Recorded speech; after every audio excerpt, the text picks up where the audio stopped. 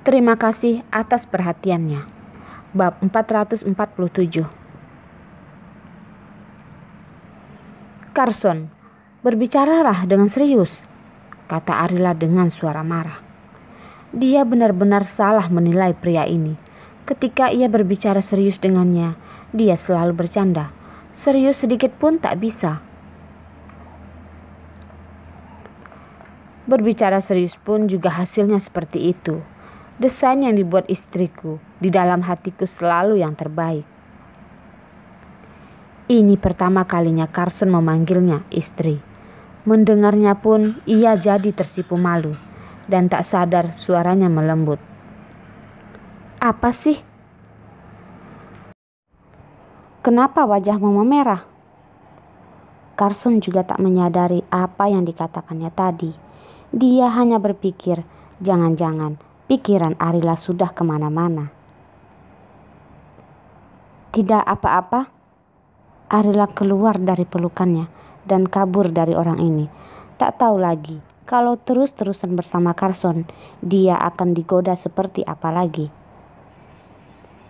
Tapi Carson menahannya dan tertawa nakal.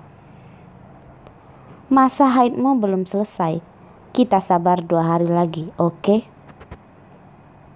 Mendengar ucapan Carson, telinga Arila pun merah. Kepalan tangannya meninju wajah Carson. Apaan sih? Pemikiranmu, aku bisa mengerti kok. Carson memeluknya dan mengelusnya. Waktunya tak tepat sekarang. Jangan cepat emosi.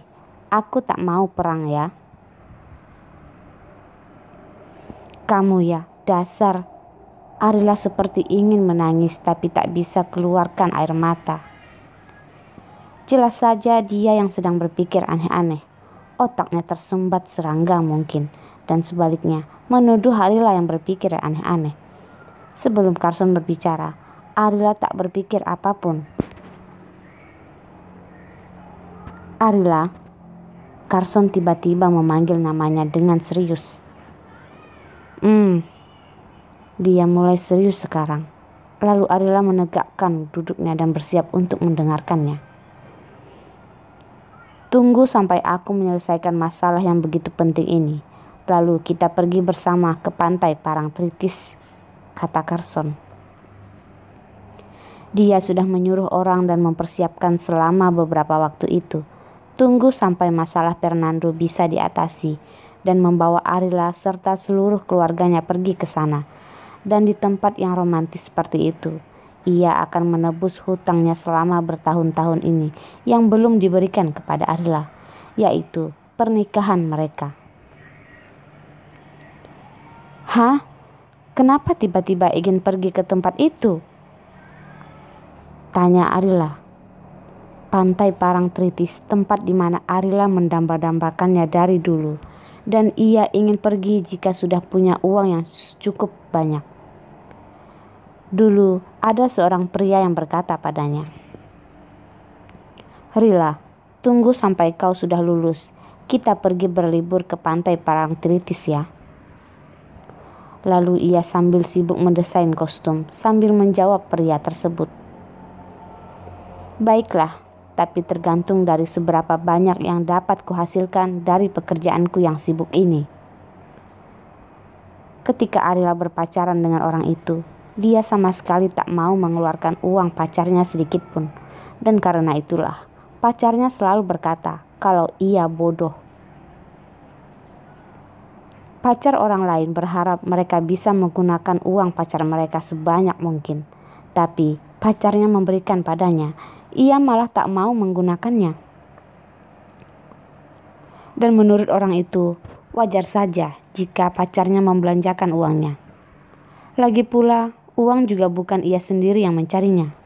Kalau dibuang atau dibelanjakan, tak akan sayang juga.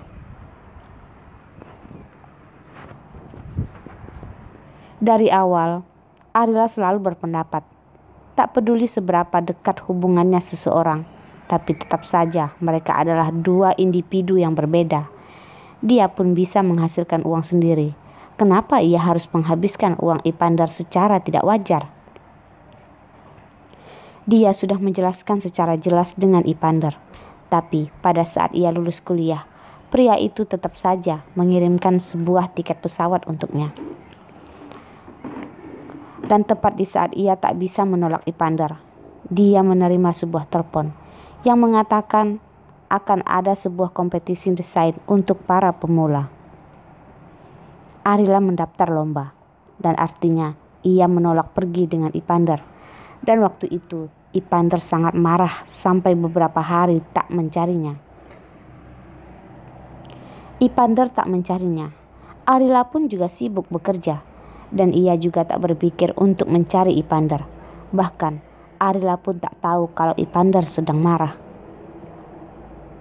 Setelah itu Ipander mengalah, dan di saat mereka mengobrol dilihat dari nada bicara Ipander, Arila baru tahu kalau ia sedang marah. Sejak saat itu, Arila semakin giat mencari uang. Ia selalu berpikir, tunggu sampai ia punya cukup uang, dan ia akan mengeluarkan uang untuk berlibur dengan Ipander. Tapi rencananya digagalkan oleh perubahan yang terjadi selanjutnya. Berikutnya lagi, dia sudah sangat jarang untuk berpikir pergi ke tempat yang romantis dan misterius itu. Dan hari ini ketika ia mendengar Carson berkata padanya, ada sebuah perasaan di hatinya yang tak bisa diucapkan. Ia kembali mengenang orang yang dulu, orang yang sudah tak ada di dunia ini lagi. Arila menghirup napas panjang. Ini sebuah masalah yang sudah sangat lama sekali. Lama dan jauh sekali seperti generasi atas yang dikenalnya. Sangat tak realistis jika hari ini memikirkannya lagi. Apa kau tak suka? Sebelum Carson melakukan sedikit penyelidikan, dia melihat sebuah informasi. Tempat yang paling ingin dikunjungi oleh Arila adalah pantai Parangtritis. Jadi, ia memutuskan untuk menyelenggarakan acara pernikahan mereka di sana. Apa jangan-jangan ia tak suka? Bukan tidak suka, jawab Arila sambil tersenyum. Sebaliknya, aku sangat suka tempat itu. Tapi, aku selalu tak punya kesempatan ke sana. Kalau memang ada kesempatan, kita bawa anak kita dan pergi bersama melihatnya. Merupakan hal yang luar biasa dapat pergi bersama pria terkasih dan anak-anak dari mereka berdua ke tempat yang pernah diimpikannya. Baiklah, kalau begitu kita sudah berjanji ya. Tunggu sampai kita menyelesaikan kesibukan kita, lalu kita sekeluarga besar pergi ke sana. Karena mau menyelenggarakan pesta pernikahan, pasti tak boleh kekurangan keluarga-keluarga mereka sebagai saksi dari cita mereka. Pasti keluarga sangat diperlukan dalam rencana Carson ini. Namun, ternyata Arila sedikit egois. Ia berharap liburan kali ini hanya ada dia dan Carson, dan juga membawa anak mereka, Rila. Arila berpikir seperti ini. Tapi ia sungkan untuk mengatakannya. Dia takut kalau keluarganya malah mengira dia pelit atau egois dan jadi tak baik kesannya. Arila hanya mengangguk. Apa kau tak senang? Tanya Carson. Wajah Arila pelan-pelan berubah dan Carson juga menyadarinya. Dari dulu pengamatannya selalu akurat.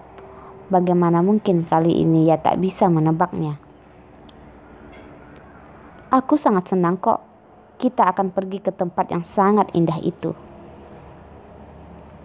Kalau kau ada saran lain atau ide lain, kau katakan sekarang saja. Masih sempat kok, kata Carson. Benarkah aku boleh menyarankan sesuatu? Tanya Arila. Dia takut kalau ia mengucapkannya. Mungkin Carson bisa berpikir ia orang yang tak hormat pada orang tua.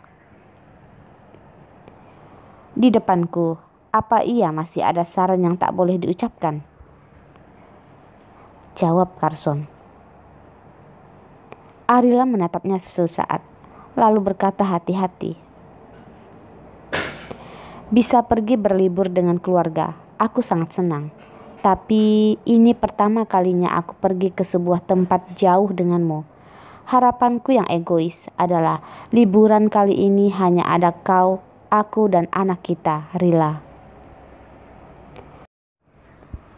Akhirnya terucapkan juga, dan Arila menghela napas lega. Pergi dengan keluarga bisa cari waktu lain lagi. Dia ingin liburan pertamanya ini hanya menyisakan kenangan 3 orang keluarga kecilnya itu. Baiklah, aku akan menuruti ucapanmu. Carson tersenyum dan mengelus kepalanya. Ini bukanlah masalah besar. Kau masih saja menahannya di depanku. Tak lucu sama sekali. Ini bukan masalah besar sebagai menantu keluarga ini. Kalau suami merancangkan sebuah liburan untuk keluarga besar, tapi istrinya menolak, tak ingin pergi dengan keluarga besar. Masalah ini seharusnya bukan masalah kecil, kan? Coba kau beritahu padaku, masalah ini besar dari sisi mana? Jawab Carson lagi. Kalau tak mau jalan dengan keluarga juga tak masalah. Dan biarkan keluarga yang lain pergi ke sana dulu untuk persiapan. Dan setelah itu, mereka akan mempersiapkan sebuah kejutan untuk Arila. Berharap sih sebuah surprise kejutan, bukan sesuatu yang mengejutkan dan menakutkan. Tuan Carson, terima kasih kau sudah sangat baik sekali padaku, kata Arila. Terima kasih atas perhatiannya yang berlebihan ini. Masalah sebesar ini diucapkannya dan sepertinya memang bukan masalah yang sangat besar. Hanya ia yang terlalu memikirkan berlebihan saja.